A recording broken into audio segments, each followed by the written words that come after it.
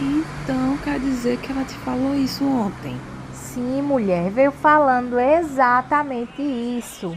E o pior é que Minha gente, eu acabei de receber aqui no meu Zap Zapson que o Fausto repassou no grupo da família. Vocês viram? Vai ter show de Blackpink, aquele grupo internacional de K-pop, aqui em Pernambuco. E eles vão se apresentar numa casa de eventos no Ibura. Vê que massa! Que coisa inusitada, né? Ei, eu recebi também, vai ser bom demais, vice. vocês têm certeza que isso é verdade. Isso pode ser fake news, vice. Blackpink no Ibura, eu acho meio difícil. Será, mulher? Tem acontecido tanta coisa estranha por aqui, isso que eu não duvido de nada. Vê só, encontraram tubarão-ratão em Recife na semana passada. O quê? Onde foi que tu viu isso? Eu recebi no grupo da empresa ontem, mulher. Tem até um áudio de um pescador que encontrou o tubarão, dizendo que ele tinha 2 vezes o tamanho do homem e um rabo igual de um gabiru. Menino, eu fiquei passado. É estranho, mas se tá na internet é verdade, né? Menina, que conversa é essa? Tá na cara que isso é fake news. A gente precisa ter muito cuidado com o que compartilha nas redes sociais. Cheque essa informação direito. E como é que eu faço isso, hein? Ah, eu aprendi no Desteoriza. Vem cá, escuta isso aqui.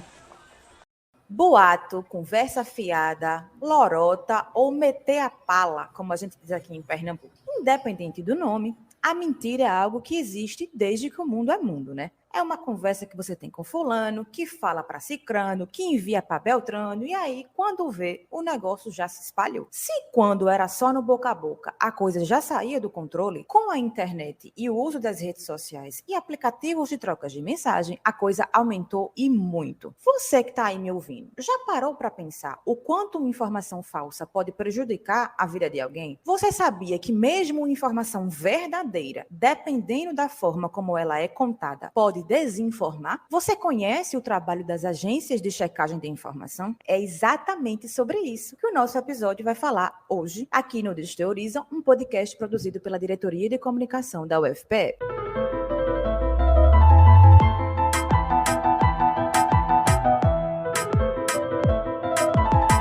Desteoriza, um podcast sobre ciência e um monte de assunto que quase ninguém entende direito.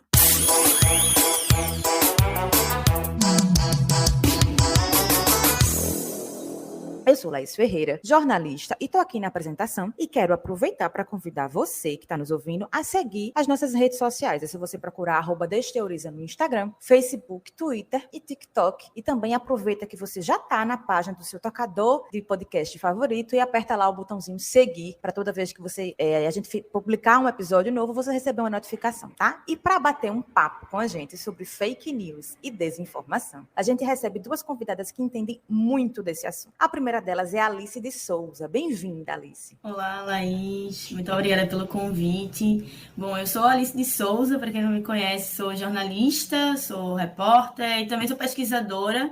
Fiz um mestrado em indústrias criativas na Unicap, aqui no Recife. Então, desde 2017 que eu venho estudando esse tema, né, desinformação, fake news, boatos, mentiras e como a gente pode combater e mitigar o impacto desse problema, né, na nossa vida. Então, um prazer estar aqui com vocês. Prazer é nosso, Alice. A gente também recebe aqui no Desteoriza Cecília Almeida. Bem-vinda, Cecília. Fala um pouquinho de você para a gente também. Oi, obrigada, Laís, pelo convite. Oi, Alice, tudo bom? Bom, eu sou Cecília, sou professora da Universidade Federal de Pernambuco, atuo no Departamento de Comunicação, nos cursos de Publicidade, Jornalismo, Rádio, TV e Internet. E desde 2020 tenho estudado essa problemática da desinformação, especialmente no contexto da pandemia do novo coronavírus, né? Mas não somente nesse contexto, né? Mas com a realização de projetos de pesquisa e projetos de extensão, justamente que tem a intenção de informar a população a como lidar com esse tipo de conteúdo, como lidar quando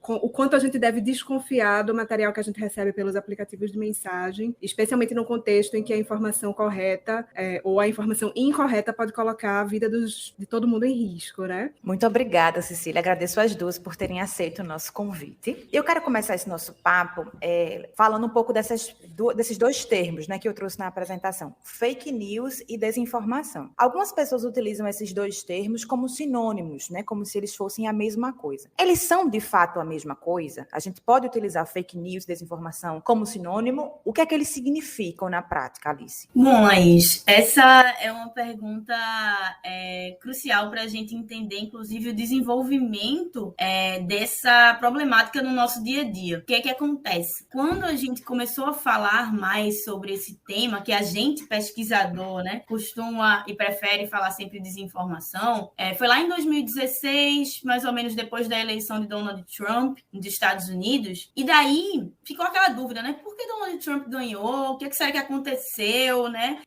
Naquela eleição tinha rolado muito boato sobre Hillary Clinton, que era a candidata opositora dele, e daí passou-se a falar naquela época da pós-verdade, que é, enfim, um novo momento que a gente lida, de como a gente lida com a verdade e mentira na nossa sociedade. Depois a gente pode falar mais disso, mas ficou aquela coisa do isso é fake news, né? O que explicava as eleições de Donald Trump era fake news, porque vinha desse termo, né, norte-americano, fake news em inglês, né, são notícias falsas, e aí esse termo começou a se disseminar para outros países, né, porque existia do mesmo jeito que aconteceu nas eleições de Donald Trump, existia essa perspectiva de que os boatos, as mentiras, a desinformação chegassem a outros processos eleitorais, né, que viriam a acontecer, inclusive o brasileiro de 2018. Sendo que o que acontece? Quando esse debate começou a crescer, o próprio Donald Trump começou a dizer que fake news, na verdade, eram as informações que criticavam ele. Ou seja, ele passou a desvirtuar, digamos assim, entre aspas, o próprio termo que estava sendo usado para classificar as mentiras criadas no contexto de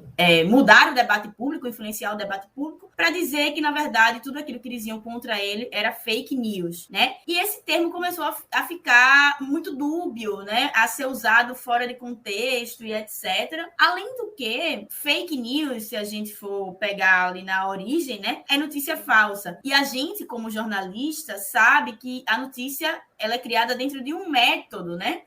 Nem tudo que é conteúdo é notícia. Tudo aquilo que vai para as redes sociais é conteúdo, mas para ser notícia, ela precisa passar por uma checagem, ela precisa passar por um processo de apuração, que é o que a gente aprende na faculdade. Então, ainda tem uma questão que a gente discute muito, se é notícia, pode ser mentira, já que o jornalismo trabalha com base nos fatos e na verdade. E aí, para evitar isso, a gente passou a falar de desinformação, que na verdade é um termo que também vem do inglês, né? No inglês se usa hoje, quando a gente vai olhar um artigo acadêmico, científico, misinformation e disinformation.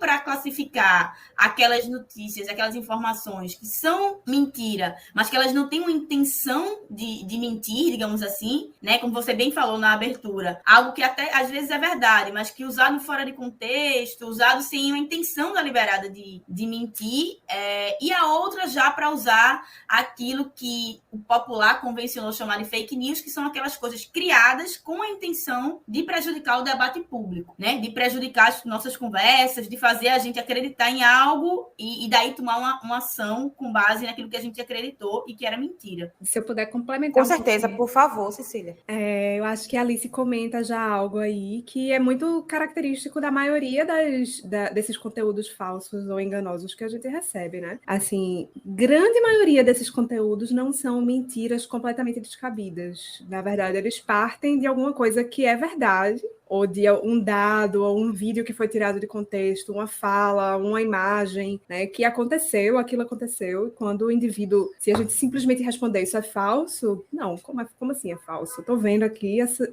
fulano e tal realmente falou isso e tal, só que, na verdade, aquela fala foi tirada do seu contexto original para enganar, né? Então, se a gente chama tudo de falso, simplesmente, né, com essa ideia do fake news, fica até difícil explicar o problema, né, porque às vezes ele não parte de uma falsidade e às vezes fica mais difícil combater também, porque gera uma dúvida no sujeito que está vendo que aquilo aconteceu, vê em outras fontes, inclusive, né? E, enfim, a operação que foi feita ali para enganar não é de inventar uma coisa do zero, mas de tirar tentar desapropriar uma coisa do seu contexto ou então colocar ela dentro de um viés que tem a intenção de enganar, né? Então, se a gente chama tudo de falso, a gente não dá conta da dimensão do problema. Acho que Alice sabe muito bem disso também no dia a dia dela, né? Trabalhando com as iniciativas de checagem de fatos também. Fazendo mais ou menos uma apanhada do que vocês falaram, fake news, ou vou chamar de notícia falsa, né? Para utilizar o nosso bom português. Notícia falsa é desinformação, mas desinformação não necessariamente se faz só com notícia falsa, né? Que é mais ou menos isso que a gente estava conversando no começo. E aí,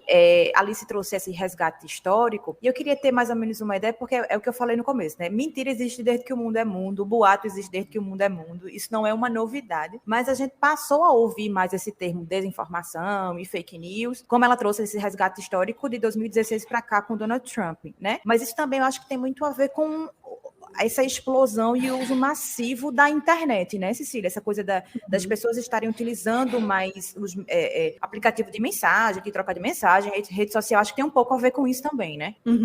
Se a gente volta uns 15 anos no tempo, quem é que tinha o privilégio de mandar informações para as outras pessoas, né? Era um privilégio mais restrito, eram os jornais, os jornalistas, eles que se ocupavam da informação e eles que tinham como fazer com que essa informação chegasse nas pessoas pelos canais de televisão, ou pelos jornais impressos, pelo rádio, enfim. E aí, no momento que a gente tem a internet se popularizando, e especialmente com esses aplicativos de mensagem, né, e as redes sociais, que às vezes a pessoa não precisa nem ter um plano muito bom de internet, ela já consegue estar acessando esses conteúdos e criando conteúdos, qualquer pessoa com um celular na mão, celular conectado à internet, se torna um produtor de conteúdo, não, assim, tirando esse filtro que a gente tinha antes de a informação que a gente consumia era produzida por um grupo de pessoas mais restrito e que tinha um método que eram os jornalistas, né? E agora esse filtro deixou de existir. Todo mundo é produtor de informação, produtor de conteúdo, né? Como a Alice está dizendo, e a gente pode fazer com que esses nossos conteúdos cheguem na mão de uma grande quantidade de pessoas. Então, a escala com que a mentira é contada e com que a mentira circula aumentou muito com a popularização dos aplicativos de mensagem, com o maior acesso das pessoas à internet, porque agora a mentira que antes eu contava e ficava restrita dentro do meu ambiente de casa, ela pode ir quebrando fronteiras e chegando em lugares que talvez eu nem imaginasse também quando eu criei aquele conteúdo falso, né? E também tem outra particularidade da internet, que é como as informações aparecem para as pessoas e como os anúncios aparecem para as pessoas nesse ambiente, né? Quando eu tô falando de anúncio, agora eu tô falando de anúncios publicitários que tem um investimento ali atrás, né? Alguém pagou para que aquilo aparecesse para você. E a gente consegue fazer escolhas, o indivíduo que está querendo anunciar, colocar anúncios na internet, ele pode fazer escolhas muito específicas de quem é que vai ver aquilo. Então, eu posso determinar que aquele meu conteúdo vai aparecer para pessoas que têm de 19 a 20 anos, que são mulheres, que são favoráveis a comprar armas, que, enfim, que são mais no espectro político da direita do que da esquerda. Eu posso fazer escolhas muito minuciosas de para quem é que eu quero que aquele conteúdo apareça. E aí pode acontecer de, na internet, um grupo inteiro de pessoas está sendo influenciado por aquela informação e outra pessoa não está nem sabendo que aquilo está circulando, né? Assim, porque é diferente dos meios de comunicação em massa, televisão, rádio e impresso, que todo mundo via o que estava sendo publicado, né? Bastava chegar, ligar no canal, estava todo mundo vendo a mesma coisa. Na internet, cada um vê o seu. E aquele seu fica cada vez mais restrito aos seus próprios interesses e aos seus próprios gostos, né? Então, esse é um dos riscos, um dos problemas muito grandes de como é que a gente vai lidar com esse cenário da desinformação, porque muitas vezes, até o momento que a imprensa ou que o governo se dá conta de que tem uma informação falsa circulando naquele grupo, já aconteceu o estrago, né? O estrago já está muito grande. Então, acho que são essas as grandes diferenças em quando a gente chega para a internet e o que é que muda nesse contexto da mentira, né? Que, como você disse, sempre existiu na política, mas que agora a gente tem uma escala maior de onde é que essa mentira vai chegar, né? Ela se espalha muito mais rápido, a gente não consegue identificar de onde veio, que antes também a gente conseguia dizer foi esse canal, foi esse jornal, né? A gente conseguia identificar a origem e agora ficou muito mais difícil identificar. E esse fenômeno que a gente se acostumou a chamar de bolhas, né? Assim, esse de que às vezes tem um grupo de pessoas tendo acesso à informação que um outro grupo nem tem conhecimento de que aquilo está circulando, né? E aquilo está influenciando diretamente a opinião dessas pessoas. Então, é um pouco esse conjunto aí de situações que na internet aumentaram a complexidade do problema. Essa ideia de bolha é justamente porque fica preso no círculo, né? Igual quando a gente pensa bolha de sabão, aquele círculo presinho, ninguém entra, ninguém sai, até que a bolha seja estourada, né? Digamos assim, alguém consiga furar a bolha. Então, acho que vem um pouco daí também essa ideia, né? Só para quem está ouvindo a gente entender, de ficar fechado nesse grupo, porque a bolha é uma coisa mais fechadinha, assim. Você falou um pouco agora na tua fala, Cecília, sobre os veículos de comunicação mais tradicionais, né? De massa, rádio, TV, enfim. A gente falou agora de rede social, de sites, mas a gente também tem visto muito as pessoas falarem e desconfiarem dos veículos de comunicação tradicionais, né? Justamente porque consomem muita informação, muito conteúdo nas redes sociais, no aplicativo de troca de mensagem, WhatsApp, Telegram, enfim, às vezes desconfiam dos veículos de comunicação tradicionais. E também existem alguns veículos de comunicação que promovem desinformação, né? A gente também não pode dizer que a desinformação só é feita por pessoas que não trabalham em veículos de jornalismo, né? Infelizmente. Então, eu queria que a gente falasse um pouco sobre isso, Alice, assim, desses veículos que se dizem veículos de comunicação, né? Que se dizem jornalistas, assim, mas que também, de alguma maneira, propagam desinformação dentro dessa ideia que você trouxe para a gente de que a notícia, ela pressupõe verdade, né? E o jornalismo pressupõe fazer notícia. Então, esses veículos que se dizem veículos de jornalismo, de fazer jornalístico, que acabam promovendo desinformação. Como é que fica essa relação, assim? Como é que a gente pode pensar sobre isso? Bom, Laís, até pegando um gancho, assim, do que Cecília estava falando, né, anteriormente com a gente, a internet, ela muda também a forma como as pessoas se relacionam com a própria notícia, né, com consumir notícia. A gente tinha no passado, e eu gosto sempre de lembrar isso para as pessoas, porque parece que é algo muito distante para quem é mais jovem, mas para a gente, para pessoas mais velhas, é uma memória muito viva, né? Quando, por exemplo, meu pai, ele consumia notícia quando eu era criança, eram 2 escalas de tempo no dia, assim. Ele acordava, ele ouvia no rádio um programa policial, depois ele via o Bom Dia, os programas de televisão matinal, e ele ia trabalhar. Ele não tinha internet, ele não tinha smartphone, ele não tinha, né, a janelinha ali piscando a notificação o tempo todo, informando para ele coisas novas. Quando chegava no final do dia, meu pai jantava, tomava banho, sentava na frente da TV, escolhia um telejornal noturno e consumia as notícias. E assim ele se informava. Tinha dia que ele comprava um jornal, às vezes ele fazia uma assinatura de uma revista que no final de semana ele ia ler, né? A cada semana, a cada 15 dias e pronto. Então, ele não tinha acesso a múltiplas visões sobre uma mesma notícia. O que é que a internet faz pra gente, né? Ela passa, com a ajuda das tecnologias, do smartphone, né, do computador, passa a notificar a gente o tempo todo de notícia. E a gente consegue ver uma mesma notícia sendo publicada em vários sites diferentes, com visões diferentes, né? Porque a gente que é jornalista, a gente sabe, cada veículo de comunicação, ele vai publicar a notícia considerando a linha editorial, a qualidade dos repórteres que estão ali, o tempo para produção, o dinheiro para produção. Então, tudo isso vai influenciar na forma como aquela notícia chega pra gente. E aí, o que é que acontece? As pessoas passam a poder questionar mais os veículos de comunicação. Porque se eu tenho acesso a uma mesma notícia sendo publicada de várias formas, naturalmente alguma vai prender mais a minha atenção.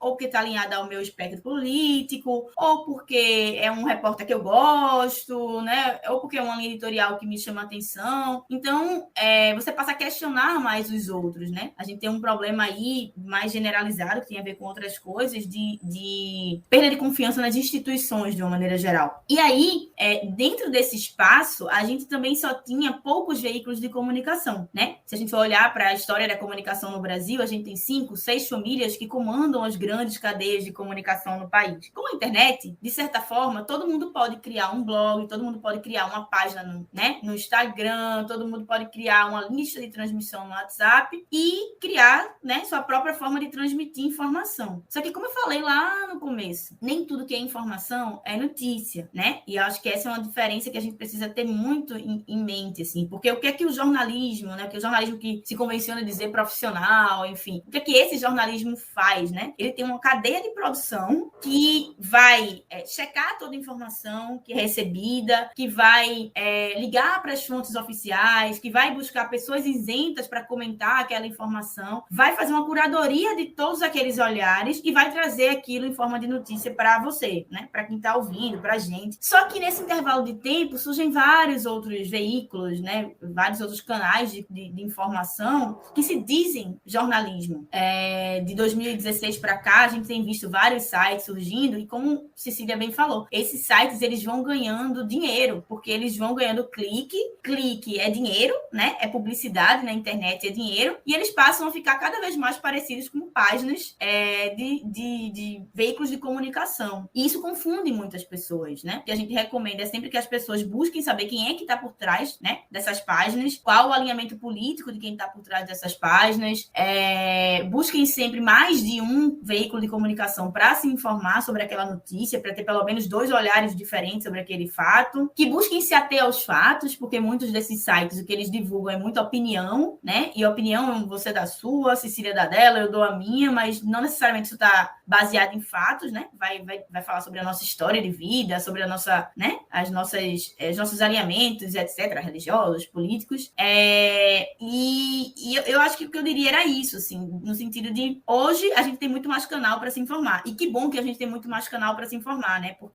quando a gente tem muito mais sites, fica muito mais difícil, porque às vezes é como Cecília falou, tem coisa que a gente nem sabe que está circulando, que está lá numa bolha em específico, mas está circulando. Então, o que eu recomendaria é isso, assim, busquem vários veículos de comunicação para depois formar uma opinião. A gente tem aqui no Distilleries um quadro chamado Conta a Tua História. Como o próprio nome diz, as pessoas contam histórias, né? Só que nesse episódio a gente vai fazer diferente. A gente pediu que as pessoas mandassem perguntas para que a gente pudesse fazer aqui para vocês, a gente pudesse conversar, né, sobre essas respostas, enfim, trazer ainda mais informação para quem está ouvindo a gente. Conta a tua história. A nossa primeira pergunta de hoje é de Yane Cardoso. Vamos ouvir. Oi, gente. Meu nome é Yane Cardoso e eu queria saber de vocês como é que a gente faz para verificar se uma notícia que a gente recebe no WhatsApp, em redes sociais, de modo geral, para verificar se essa notícia realmente é verdadeira, né? Para a gente fugir um pouco das fake news. E aí, Alice? Olha, existem algumas coisas que é meio que um checklist básico, assim, né? Do que a gente sempre recomenda, assim. Como eu falei, busquem em mais de um canal aquela notícia, né? Se algo é verdadeiro, se algo é um fato, né? Dificilmente algum veículo, e é alguma coisa relevante, dificilmente algum veículo de comunicação vai deixar de dar essa informação. Então, se tem somente um canal divulgando aquilo, é estranho, né? Porque todo mundo vai correr atrás. A gente que é jornalista costuma dizer que a gente corre atrás da notícia. Então, eu vou querer dar também, sabe? Aconteceu um acidente aqui na rua, vai sair aqui nos veículos locais. Então, dá uma busca, vai lá no buscador da sua preferência e procura, né? Olha a autoria, né? Quem foi que escreveu aquela notícia? Quem é aquela pessoa? É um jornalista? É uma pessoa que tem uma formação, que tem uma história muito grande na área? Ou não? É alguém que você não conhece? Alguém que, se você procura, você nem acha na internet? Não que todo mundo tenha que estar na internet, mas a gente que é jornalista trabalha com esse espaço também, né? Então, é comum que a gente esteja. Olha a data, né? É muito comum ter informação descontextualizada. Então, uma foto que foi tirada de um protesto em 2005, que é usada como se fosse algo de ontem. Então, olha essa data. Quem é o dono ou a dona desse site que você está consumindo a notícia? Ou se você recebeu informação por um aplicativo de mensagem. Pergunta a pessoa que mandou para você. Fulana, de onde é que você recebeu essa informação, né? Vai fazendo é um trabalho um pouco de detetive também, esse caminho reverso de ir até a fonte original daquela notícia para saber se aquilo tem um mínimo de validação, assim, né? Se é baseado em fatos, tem um mínimo de validação social antes de passar adiante. Eu acho que eu participei de um projeto, o Confere Aí, no Jornal do Comércio, e a ideia da gente era justamente romper essa cadeia de passar adiante, assim, né? De sair compartilhando. A gente tem um botão de compartilhar nas plataformas hoje, que facilita, né, essa transmissão de mensagem para frente. Mas antes da gente apertar esse botão, a gente tem que, de fato, cumprir esse checklist básico, assim. E aí tem outras ferramentas que podem complementar nesse trabalho, mas o básico é isso, assim, saber quem é o autor, quando aquilo foi publicado, onde aquilo foi publicado, por que está publicado daquela forma, daquele jeito, e se possível, olhar até as fontes que foram citadas naquela matéria e a fonte original. Eu acho que, só para complementar, Tem um hábito que a gente começou a criar na internet que eu queria muito saber quando foi que começou, porque antes, quando a internet começou a se popularizar, a gente tendia a desconfiar de tudo que estava lá, né? Enfim, eu que fui adolescente na internet faz um tempo já, sem querer denunciar a idade, mas era assim, não usa isso como fonte de informação para o teu trabalho do colégio, porque não dá para confiar no que está na internet. Então, assim, isso era uma coisa mais ou menos dada. E em algum momento essa chave virou e passou a ser, se está na internet é verdade. Então a gente começa a ter um hábito de, eu não sei se isso é verdade, mas vai que. E aí a gente resolve passar à frente, mesmo tendo aquela dúvida. E aí eu acho que isso que a Alice falou, de quebrar essa cadeia da transmissão, é fundamental. Se você não tem certeza que aquilo é verdadeiro ou não passe. Assim, não segura a emoção. Pode parecer, às vezes, a notícia, a informação que vai salvar vidas, né? Ou, sei lá, uma receita que vai curar a doença, que tá todo mundo preocupado, que é melhor do que vacina e tal. Como circulou muito durante a pandemia do novo coronavírus, né? Que qualquer ingrediente caseiro, qualquer receita funcionava nessas informações que circulavam. E aí esse hábito era muito comum. Eu não sei se mas vai que funciona. E aí passa adiante, porque aquela dúvida. Na verdade, a dúvida devia te fazer segurar aquela informação, né? Tem geralmente nessas mensagens que as pessoas encaminham em aplicativos de mensagem, WhatsApp, Telegram, enfim, em outros. Às vezes tem escrito assim, essa notícia você não vai ver na mídia. Quase que como se fosse uma coisa exclusiva para você, né? Ou a mídia não tem interesse de veicular isso. Então, acho que talvez isso também é um indicativo, né? Do tipo, se tiver escrito, isso você não vai ver na mídia, já é um indicativo de, opa, vou procurar aqui para ver se tem alguma coisa, porque às vezes isso mexe um pouco com a emoção também, né? De quem está recebendo essa mensagem e faz com que quem recebe tenha esse hábito quase que instantâneo de eu soube, quero compartilhar com quem eu conheço também, para a pessoa saber, já não vai sair na mídia, é segurar um pouco essa emoção, né? Que vocês estão falando, esse ímpeto de compartilhar. E opa, antes de compartilhar, deixa eu verificar aqui se tem alguma coisa que pode ser falsa, se é verdadeiro, enfim, para não estar disseminando informação, né? A gente tem uma outra pergunta agora de Carolina Marcucci. Ela é da área de saúde e a pergunta dela tem a ver um pouco com fake news, desinformação e a pandemia da Covid-19. Vamos ouvir. Meu nome é Carolina, eu sou de São Paulo, sou enfermeira. Eu atuei na linha de frente, né, durante a pandemia do Covid-19 e a gente sabe que teve bastante disseminação de informações falsas, né, da área da saúde, principalmente sobre o vírus, sobre vacina. E eu queria saber, como profissionais de saúde, como a gente pode agir em relação a isso, né, porque a gente acaba conseguindo falar com quem é próximo de nós, né, a tirar essas informações, mas a gente sabe que essas informações falsas, elas atingem pessoas do mundo todo até, né, não só dentro do país, mas ela atinge pessoas em qualquer lugar do mundo. E aí eu queria saber como que a gente pode fazer para ajudar a não disseminação, né, ou a tirar isso do ar, se tem alguma coisa que a gente pode fazer. Cecília. Essa é uma pergunta muito, muito difícil de responder, porque é uma pergunta muito boa, muito importante, mas difícil de responder, porque, em geral, a pessoa não quer se sentir como o bobo que acreditou na história que era mentira. Então, você mexe com o subjetivo de alguém quando você diz, olha, isso aqui que você acreditou é mentira, é falso, né? Ser essa pessoa, estraga prazer, assim. E quando existe esse cenário de desconfiança tão grande, que as pessoas estão sendo incentivadas a desconfiar da mídia, como a gente comentou na fala anterior, né? Isso não vai sair na mídia. O que é isso? Quer dizer que a mídia tem interesses próprios e está escondendo as coisas de você. Então, você não deveria acreditar no que a mídia diz. E isso vai acontecendo com outras instituições, né? No caso do novo coronavírus, com as instituições que se ocupam da segurança sanitária. OMS, outras instituições que têm a ciência, assim, como valor, porque também se começa a criar esse negócio, a ciência, a indústria farmacêutica está escondendo essa verdade de você e tal. Então, quando você está muito imerso nesse imaginário, fica difícil ser a pessoa que chega e diz que aquilo que eu acho que funciona. E um pouco o que a Alice comentou na resposta anterior. Perguntar, mas onde você viu isso? E não afirmando necessariamente que aquilo é verdade de cara, verdade ou mentira de cara, né? Mas ir perguntando por onde a pessoa está se informando informando, para depois ir tentando conversar e colocar um diálogo, não invalidar imediatamente a fonte da pessoa, né? Então, como é que a gente rompe isso na cabeça das pessoas? É muito difícil você fazer a pessoa deixar de acreditar em tudo que ela já tem construído, porque mexe com um sistema de crenças muito mais profundo do que simplesmente ela acreditar ou não em um conteúdo. Mas ir sondando, dialogando com a pessoa, de onde é que ela conseguiu aquela informação, quem foi que disse aquilo, se ela conhece, assim, e ir fazendo ela, trazendo, ela levantar outros fatos que coloquem ela a refletir sobre aquele conteúdo, talvez seja um caminho, assim, mas realmente é muito difícil estar nessa posição. É claro que a gente sempre deve tentar combater a desinformação quando haver, né?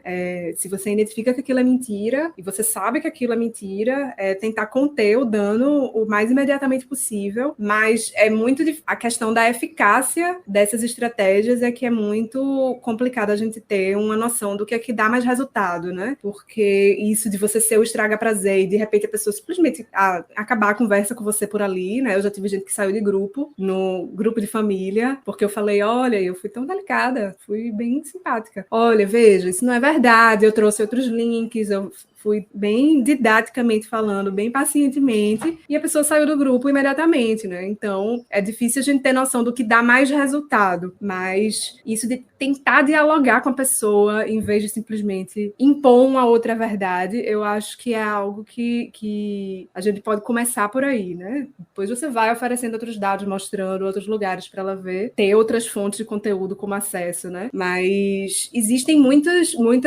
iniciativas, assim, que estão criando conteúdo de forma mais didática na tentativa justamente de combater essas correntes de desinformação, né? Então, a Rádio Paulo Freire, por exemplo, tem projetos de extensão que é de envio de áudio pelo WhatsApp, que ele, numa linguagem popular, né? Numa linguagem que todo mundo vai entender e que dá a informação correta com base na ciência e tudo mais. Então, ter acesso a esses lugares onde quem é que está fazendo a contra-desinformação, né? E as agências de checagem, e tentar ver também quem é que está fazendo isso de uma forma que vai dialogar melhor com a pessoa que você está conversando, e aí enviar como sendo, olha, escuta isso daqui, lê isso daqui, mas sempre nessa perspectiva de estabelecer o diálogo com a pessoa. A gente tem uma outra pergunta que é de Luana Machado, vamos ouvir. Oi, tudo bem? Meu nome é Luana Machado, eu sou comerciante e queria saber se existe alguma plataforma ou site que a gente possa denunciar quando vê alguma matéria com fake news sendo divulgada, algo do tipo. A gente tem isso aqui no Brasil hoje, não?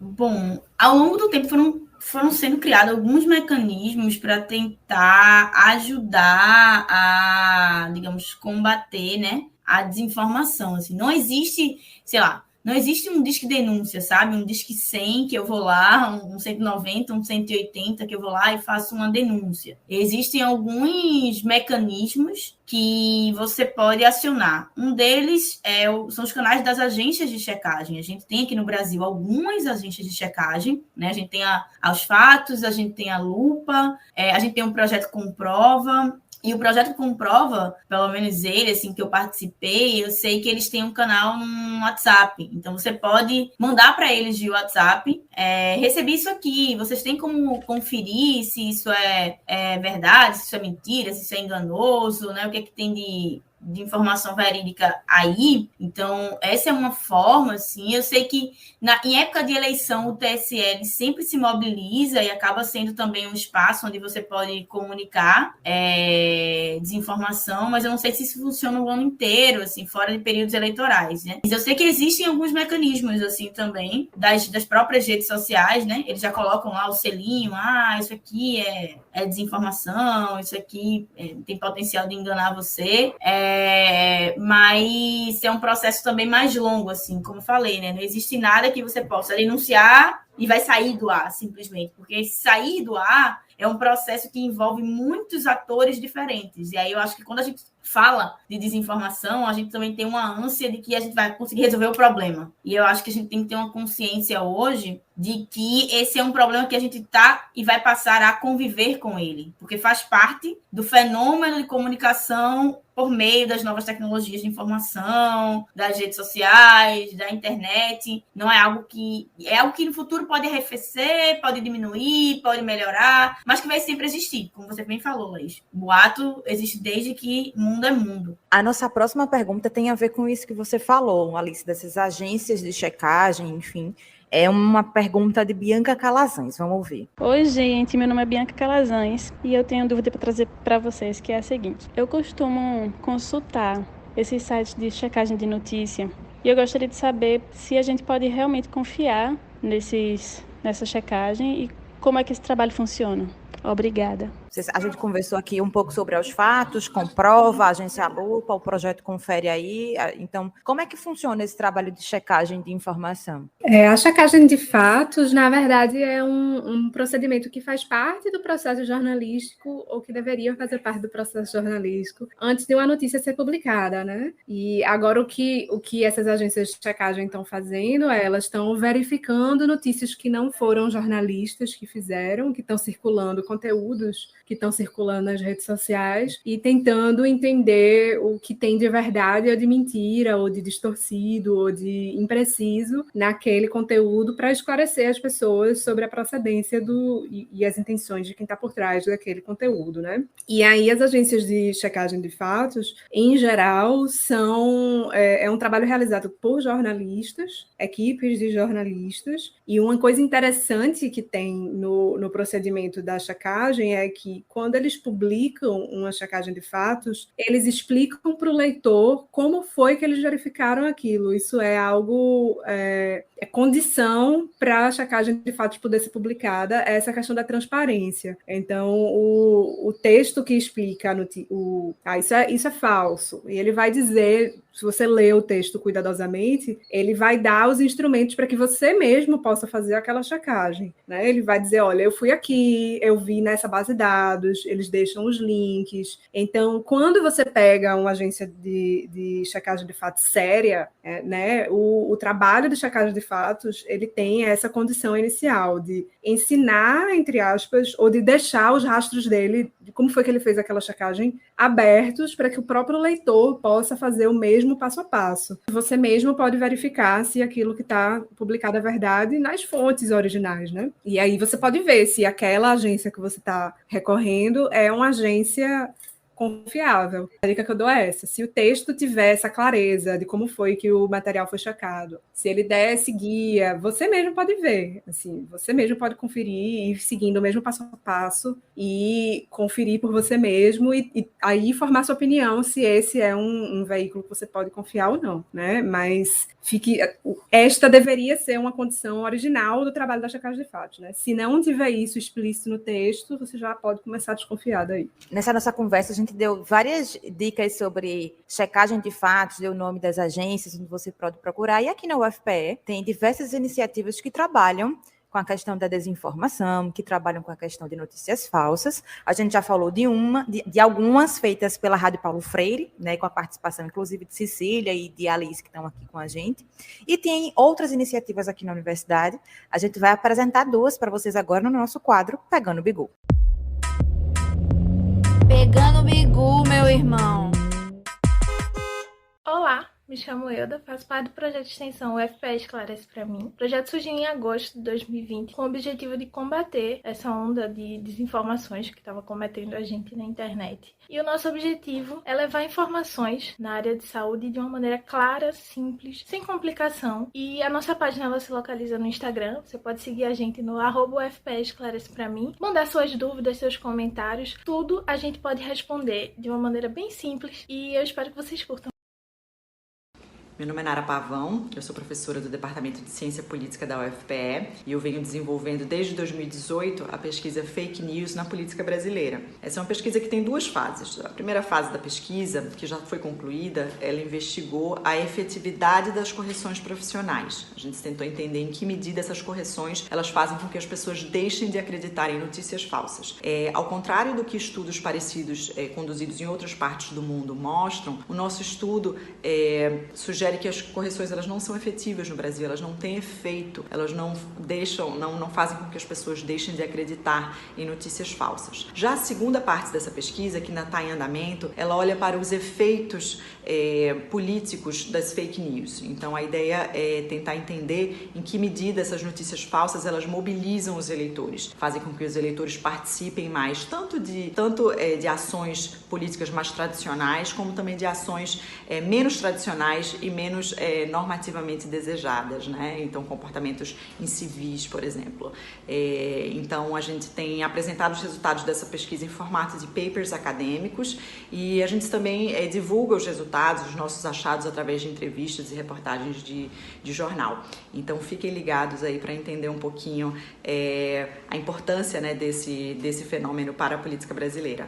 A gente está conversando aqui muito sobre notícia falsa, sobre dicas de como checar uma notícia ou não. E eu queria que a gente está quase chegando no final do nosso programa, mas eu acho que a pergunta que vale ficar para a gente aqui é assim, como eu, como vocês, como uma pessoa que está ouvindo esse nosso podcast, essa nossa conversa, como a gente pode ser um agente que não propaga informação falsa, né? Para além de não propagar, como é que a gente pode ajudar outras pessoas a não propagar? Eu acho que é o recado mais ou menos que fica. Além das dicas que a gente já conversou, né? Se tem mais alguma coisa que a gente possa fazer, que a gente esqueceu de falar aqui, enfim, em algum momento, para a gente não ser um propagador de notícia falsa, né? Porque a gente tem, por exemplo, a pandemia da Covid-19, a gente teve as eleições, né, de 2018, a gente vai ter eleição esse ano, de 2022, então como é que a gente pode se preparar para esse momento eleitoral, por exemplo, né?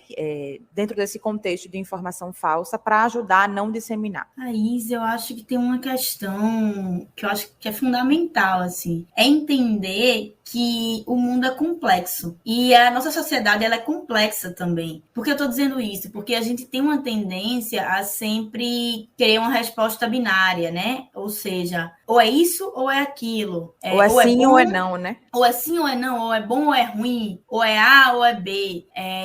E a gente vem, né, falando do que a gente chama de polarização, né? Que é justamente essa tendência de ficar A ou B, quando na verdade o mundo ele é complexo e a gente precisa complexificar nosso entendimento de mundo, ou seja, a gente precisa se dar a oportunidade de ir em busca de informação e não ficar recebendo informação, achar que algo é bom ou é ruim e já passar adiante por ser bom ou por ser ruim. Acho que a pandemia mostrou um pouco isso pra gente, né? Que algo que era verdade hoje, amanhã pode não ser, porque sai um novo estudo, sai uma nova variante, uma nova questão relativa à Covid-19 e muda tudo aquilo que foi dito no passado. Então, a gente não pode se prender a um momento histórico, a gente não pode se prender a um fato, ainda que ele seja verdade, a gente tem que seguir acompanhando, né, as narrativas, acompanhando as histórias, acompanhando as transformações da sociedade. E, na prática, o que eu poderia dizer, com base nisso, assim, que eu falei, desconfie de tudo aquilo que vem simples para você, sabe? Tudo aquilo que vem dado, que vem posto, que vem com exclamação. Veja aqui, eu estou lhe mostrando em primeira mão. Você nunca viu isso antes. Por quê? Porque o mundo é complexo. Ninguém vai te dar nada de graça, como a gente costuma dizer. Ninguém vai te dar informação maravilhosa, perfeita, de graça, assim. Fazer jornalismo dá trabalho, inclusive, sabe? Demora pra gente te dar uma informação de qualidade. Então, não é qualquer pessoa que vai chegar e vai te dizer algo que você quer ouvir, ainda mais tem isso, né? Algo que você quer saber. Olha que incrível. Alguém vai chegar dizendo exatamente aquilo que você quer ouvir para mudar a sua vida para sempre. Isso não existe, isso na vida não existe. A vida é complexa, minha gente. A vida muda o tempo todo, as coisas mudam o tempo todo e a gente tem que ficar ligado nessas mudanças. Acho que é isso, assim. E eu acho que só para complementar, uma coisa que ficou muito forte na conversa toda é que não é algo que a gente vai fazer com que desapareça. A desinformação, a mentira e tudo mais. Mas a gente precisa ter um senso crítico maior e estimular os outros a ter um senso crítico maior em relação à informação que a gente consome. Então, existe um processo que é de apagar incêndio, que é, olha, isso daqui eu estou vendo que é uma informação falsa, eu vou trazer a informação verdadeira para tentar conter aquilo no momento, mas existe um processo maior de educação midiática e de educação midiática para essas novas tecnologias, para para que as pessoas entendam como são esses procedimentos de manipulação de informação. E isso a gente só adquire com o senso crítico e usando isso por mais tempo, né? A gente está se deparando com os grandes problemas que o boom de uma nova tecnologia causou agora, quando se tornou uma questão de saúde pública, quando se tornou uma questão que começou a interferir em resultados eleitorais, né? Mas isso é algo que vem da democratização de quem tem direito à fala agora. A gente vai ter que, se todo mundo pode falar, todo mundo tem que também aumentar o seu senso crítico e a sua responsabilidade sobre aquilo que publica e sobre aquilo que recebe. Então, isso deixa de ser algo que é papel somente dos jornalistas que se ocupam da informação e passa a ser um papel de todos nós que somos agentes de produção e de circulação de notícia, de conteúdo na internet, né? Então, ter essa noção, a formação do senso crítico para a informação é, para mim, mais importante do que criar uma lei que proíba, que tire do ar, que estabeleça que vai tirar do ar, assim, porque se a gente tira do ar de uma fonte mentirosa, surgem outras 10 amanhã dizendo a mesma coisa, sabe? Isso não é algo que resolve o problema. Contenção de incêndio não resolve o foco, né? Mas são duas coisas que andam juntas. Tanto a gente está trabalhando, combatendo desinformação com informação, como também a gente está estimulando uns aos outros a ter um senso crítico, a ter uma maior compreensão de como é que esses processos funcionam, do que está por trás e tudo mais. E uma outra dica também é se informar, né, sobre esse conteúdo. Então, todo episódio que a gente grava aqui do Desteoriza, a gente pede para as pessoas convidadas trazerem indicações, dicas de onde as pessoas que estão nos ouvindo podem ter mais informações sobre o tema que a gente está debatendo, né? Nesse caso aqui é sobre notícias falsas, sobre desinformação. Você trouxe alguma indicação, Alice? Sim, trouxe algumas, assim, coisas que eu li, que eu acho que não são textos acadêmicos, são textos muito simples de ler, que ajudam a gente a entender o contexto que leva a gente a viver no meio de tanta desinformação. Um é um livro que se chama Morte da Verdade, que fala um pouco sobre o panorama, né, ali de 2016, 17, 18, esse começar dessa discussão. Um outro, eu até falei, né, desse termo pós-verdade, né, se chama Pós-Verdade, a nova guerra contra os fatos em tempos de fake news, que fala especificamente das eleições lá de Donald Trump. E eu acho que para quem está, enfim, interessado em contexto, em entender mais profundamente o que é que leva a gente a esse lugar, é bem interessante. E tem, enfim, um curso também que eu gosto de recomendar, porque ele tem uma linguagem bem simples, assim, que se chama Vaza Falciani, que ele fala sobre todos esses termos que a gente é bem engraçado, né? Que ele fala sobre todos esses termos, fake news, como lidar com a verdade, como lidar com a mentira, o mercado, né, de lucro por trás dessas questões da mentira.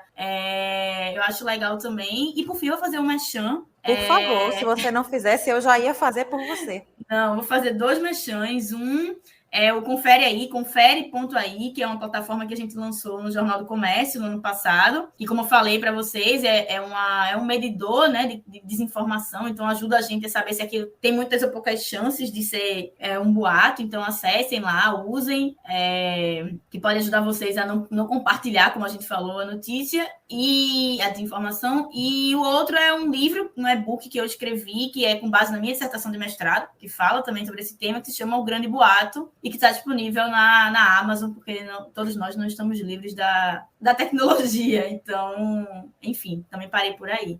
Ele tem em formato só de e-book, Alice? Exato, tem só em formato de livro digital. Aí ele tá, se você botar O Grande Boato, buscar, você acha ele. Cecília, trouxe alguma? Trouxe. Eu vou indicar um livro que é mais ou menos recente, que é da Patrícia Campos Melo, que chama A Máquina do Ódio, notas de uma repórter sobre fake news e violência digital, que conta a história da própria jornalista lidando com ataques e da indústria da desinformação quando ela estava tentando levantar aquela série de reportagens sobre a propagação de notícias falsas durante as eleições aqui do Brasil, né? Então, é um relato bem interessante de alguém que viveu os dois lados, tanto de sofrer ataques e de ser vítima de linchamento digital, né? Cancelamento e de ataques à integridade física dela mesma. E como foi que ela levantou esses dados também lá da série de reportagens.